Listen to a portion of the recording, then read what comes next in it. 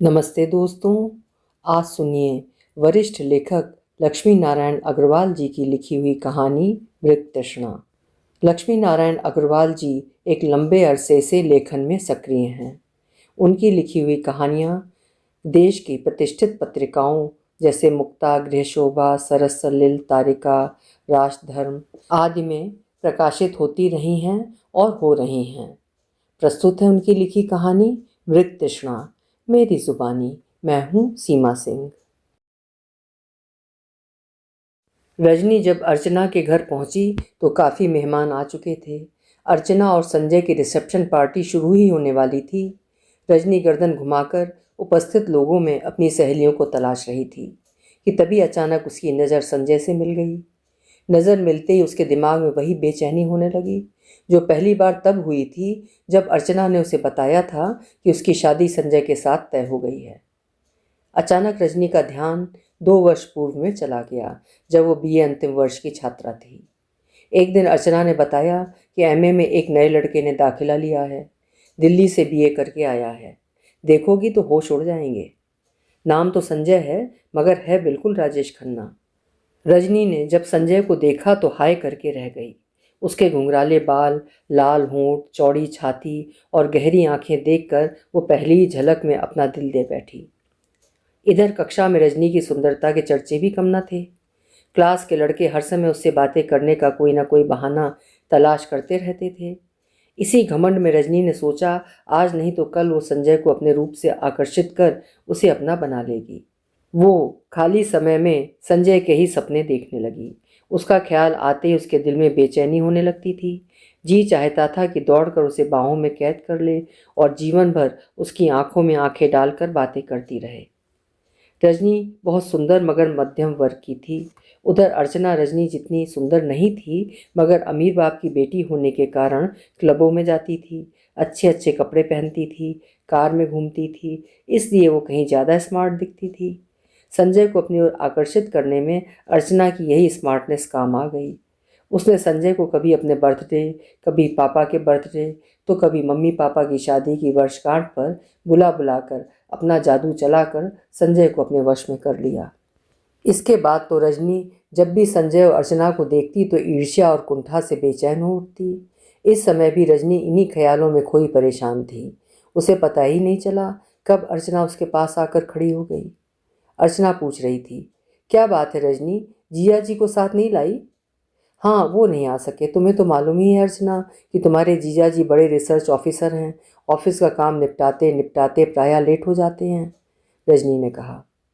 हाँ रजनी, मुझे मालूम है, जीजा जी बहुत मेहनती आदमी हैं। अर्चना ने ये बात जिस अंदाज में कही थी उससे रजनी को लगा कि वो तारीफ नहीं बल्कि कह रही है कि तुम्हारे हस्बैंड संजय जैसे स्मार्ट कहाँ। गधे और बैल तो होते ही मेहनत करने के लिए हैं। संजय जैसे स्मार्ट तो दूसरों से काम लेते हैं। लल्लू है पूरा तुम्हारा हस्बैंड। इसके साथ ही रजनी की यादों की सुई फिर 2 साल पीछे चली गई जब बीए करते ही पिताजी ने उसकी शादी एक प्राइवेट कंपनी में इंजीनियर प्रशांत से कर दी थी। अर्चना और संजय की शादी संजय का एमए पूरा होने तक रोक दी गई थी। शादी के बाद रजनी ने एक दिन सभी मित्रों को घर पर प्रशांत से मिलाने के लिए टी पार्टी पर बुलाया। खाने पीने के बाद जाते समय किसी भी सहेली ने नहीं कहा कि प्रशांत स्मार्ट है या हैंडसम है। एक सहेली ने बधाई देते हुए कहा था कि तू लकी है यार, बहुत सीधा पति मिला है। आजकल ऐसे लड़के कम ही मिलते हैं। परंतु रजनी को लगा कि जैसे वो कह रही हो कि कहाँ से लल्लू ले आई है। तब से अब तक रजनी हीनता का शिकार बनी हुई थी। उसे हमेशा यही लगता था कि प्रशांत और उसकी जोड़ी मेल नहीं खाती। इसी हीनता के कारण रजनी ने प्रशांत को अब तक पूरी तरह स्वीकार नहीं किया था और पार्टियों आदि में भी साथ नहीं जाती थी या वहीं जाती जहां बहुत ज़रूरी होता। यही सब सोच सोच कर रजनी का मन बार बार भारी होने लगा तो उसने अर्चना को मुबारकबाद दी, थोड़ा खाना खाया और सिर दर्द का बहाना बनाकर विदा ले ली। घर आते ही वो बिना कपड़े बदले बिस्तर पर लेट गई। उसका मूड पूरी तरह उखड़ चुका था। रह रह कर उसे ख्याल आता कि 2 दिन में अर्चना संजय के साथ बेंगलोर चली जाएगी, फिर वहाँ से हनीमून के लिए सिंगापुर। सोचते ही उसका तन मन तड़प उठा। धीरे धीरे 15 दिन बीत गए। रजनी अब नॉर्मल हो चुकी थी। तभी एक दिन उसको सिंगापुर से अर्चना का लिखा पत्र मिला। प्रिय रजनी, हमें सिंगापुर आए हुए 3 दिन हो गए हैं। जब से यहाँ कदम रखा है बस घूम ही रहे हैं। संजय के बारे में क्या कहूँ, ही इज़ सिंपली फैंटास्टिक। उसका बात करने का तरीका, ड्रेसिंग का स्टाइल, मैं तो बस दीवानी हो गई हूँ। प्यार करने में तो लाजवाब है, असली ही मैन है। तू मेरी सबसे प्यारी सहेली है, इसलिए तुझे सब लिख रही हूँ। बाकी के अनुभव बेंगलोर वापस पहुँचकर लिखूंगी। संजय बेड पर मेरा इंतज़ार कर रहा है। तुम्हारी अर्चना। पत्र पढ़ते ही रजनी को फिर वही दर्द भरी बेचैनी होने लगी, मगर धीरे धीरे उसने अपने को संयत कर लिया। अगला पत्र लगभग 1 महीने बाद आया। प्रिय रजनी, सिंगापुर से आए 15 दिन हो गए हैं, परंतु ऐसा लगता है कि दिल अभी भी वहीं है। संजय ने इतनी शॉपिंग करा डाली है कि रोज़ वहाँ की चीज़ें देख देख कर यादें ताज़ा हो जाती हैं। सच, ये हनीमून मैं मरते दम तक नहीं भूलूंगी। संजय के रसियापन ने मेरी ज़िंदगी ही बदल डाली है। रात भर जागता है और दिन भर सोता है। अच्छा सुन, मैं और संजय अगले हफ्ते तेरे यहाँ आ रहे हैं। संजय को वहाँ किसी प्रोजेक्ट के बारे में मालूम करना है। एक रात तेरे यहाँ रुकेंगे भी। रात में गपशप होगी तो खूब मज़ा आएगा। तुम लोग कहीं जा तो नहीं रहे हो? तुम्हारी सहेली अर्चना। पत्र समाप्त होते ही फिर एक बार रजनी का मन तूफान में घिर गया और रह रहकर टीस उठने लगी, मगर संजय और रजनी के आने के दिन तक उसने अपने को संभाल लिया। उसके मन ने कहा कि उधर संजय आ रहा है और इधर तू मुंह लटकाए घूम रही है, क्या इम्प्रेशन पड़ेगा उस पर। आखिर अपने को संभाल कर वो उनके स्वागत की तैयारी करने लगी। जिस दिन उन्हें आना था उस दिन रजनी पति से बोली, आज ऑफिस ना जाएं।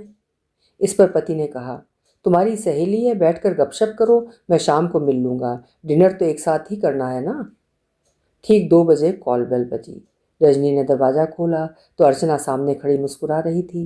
रजनी ने सामान अंदर रखवाया और दोनों का स्वागत किया। ड्राइंग रूम में बैठकर दोनों सहेलियां बातों में ऐसी खो गईं कि संजय का भी ध्यान नहीं रहा। तभी संजय वहां आया और बोला, क्यों श्रीमती जी, सहेली मिलते ही पति को भूल गईं?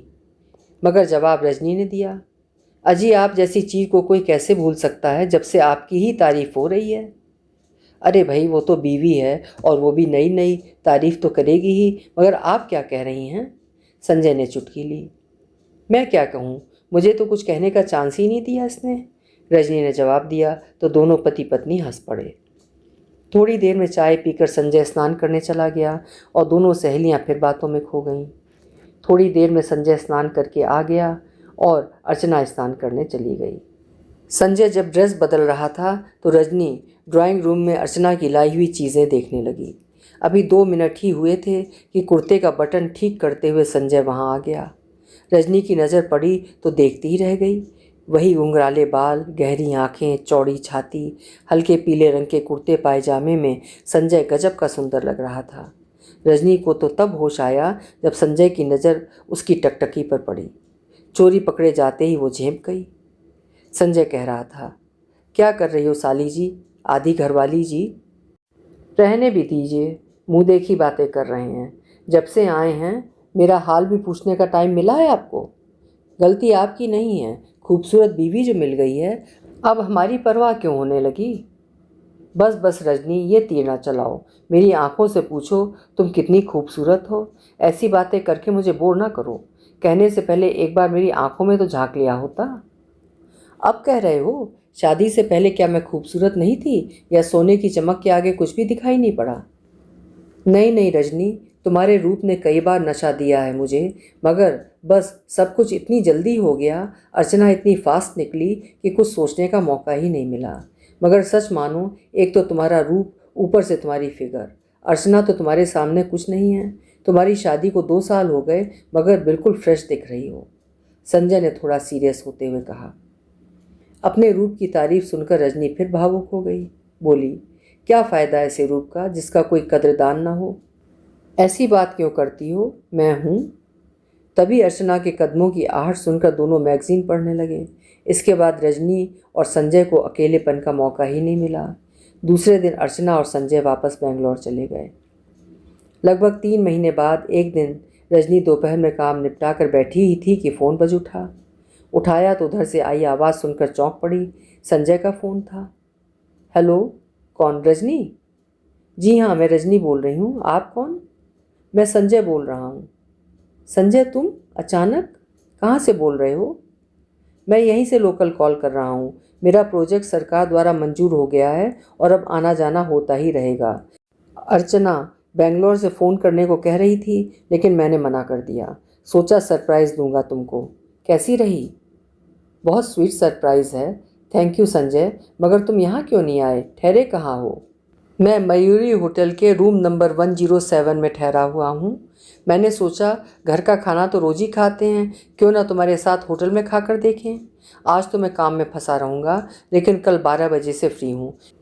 क्यों ना कल लंच साथ साथ करें?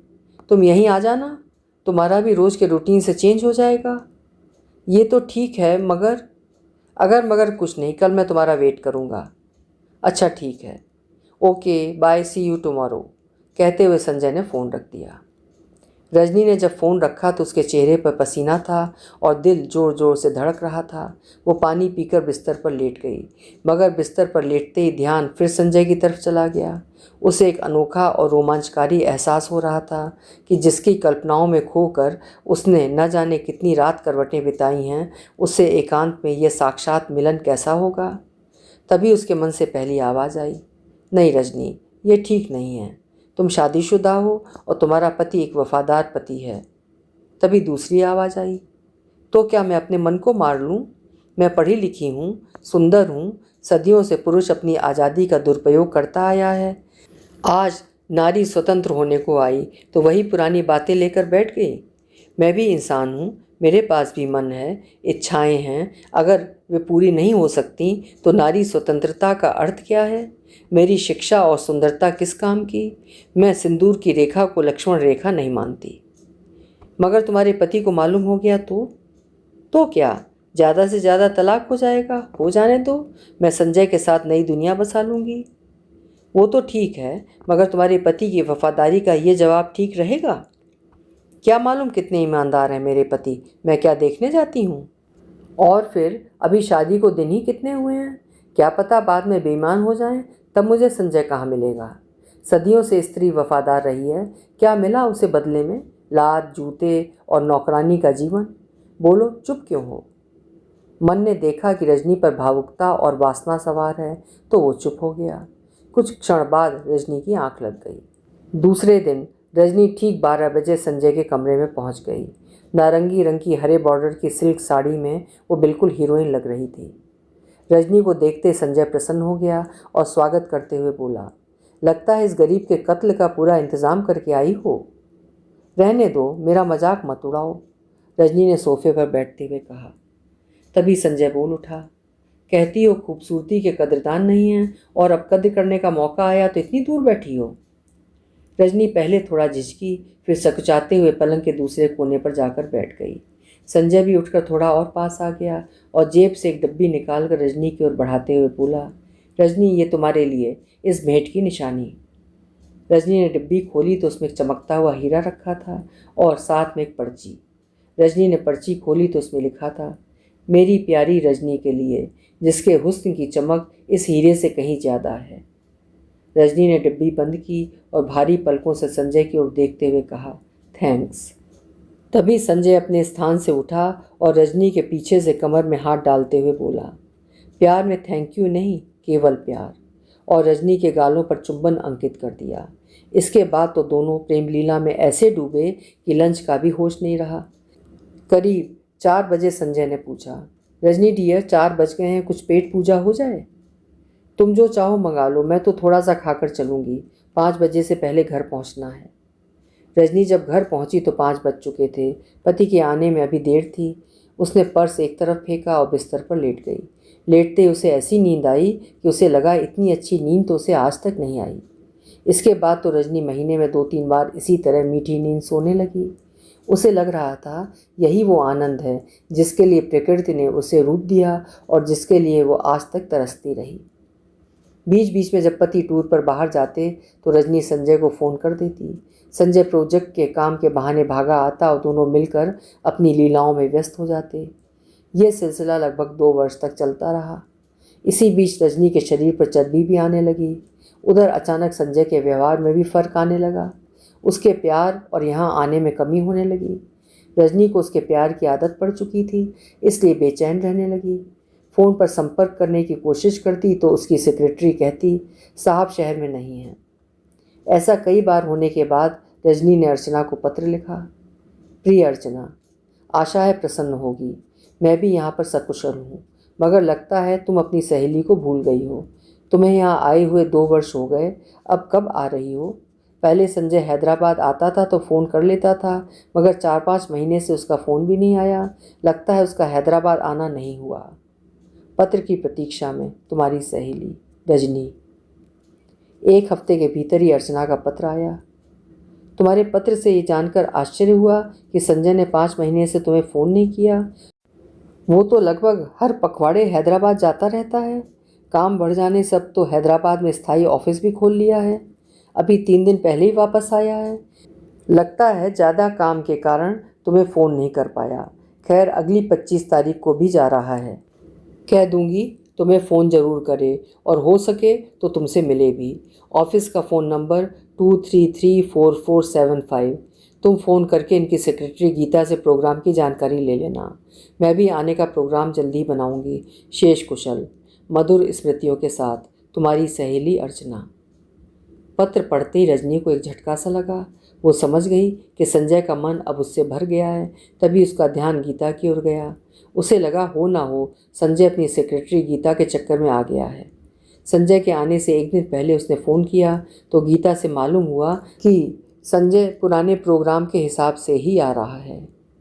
रजनी ने जब विचार किया कि पहले संजय से फ़ोन पर बात करे या अचानक होटल में पहुंच जाए, तो उसके दिमाग ने कहा अचानक पहुंचना ही ठीक रहेगा। दूसरे दिन रजनी ठीक 1 बजे होटल पहुंच गई।